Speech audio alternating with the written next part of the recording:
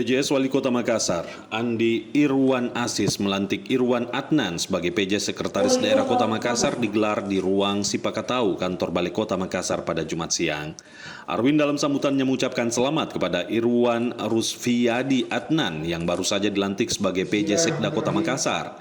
PJS Wali Kota Makassar, Andi Arwin Asis, dalam sambutannya mengatakan penjabat Sekda Kota Makassar dapat terus meningkatkan pengawasan dalam melaksanakan tugas-tugas yang ada di seluruh perangkat daerah Kota Makassar. Tentunya berkolaborasi bersama para asisten dan jajaran staf ahli yang ada.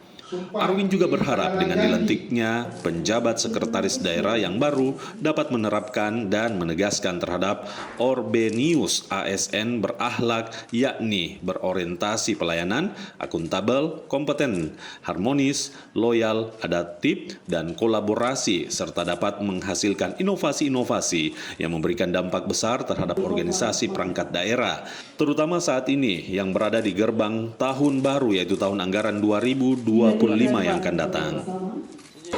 Jadi tadi kan sudah jelas ya, Pak PJS Wali Kota juga sudah berkali-kali sampaikan bahwa beliau itu menjadi PJS Wali Kota dengan program strategis beliau. Ya, ada 3 program strategisnya. Salah satunya adalah netralitas ASN. Jadi saya sebagai PJ Sekretaris Daerah tentunya akan memastikan tugas-tugas PJS Wali Kota ini saya pastikan akan berhasil dan terpenuhi. Salah satunya adalah netralitas ASN. Ya, jadi hentikanlah semua hal-hal yang berbau politik. Ya, mulai dari SKPD, OPD, camat, lurah, bahkan RT RW. Sudah berhenti, tadi kita sudah dengar semua. Ya, ayo kita bekerja. Banyak pekerjaan di pemerintah Kota Makassar yang belum selesai, belum tuntas. Masa lapangannya berapa?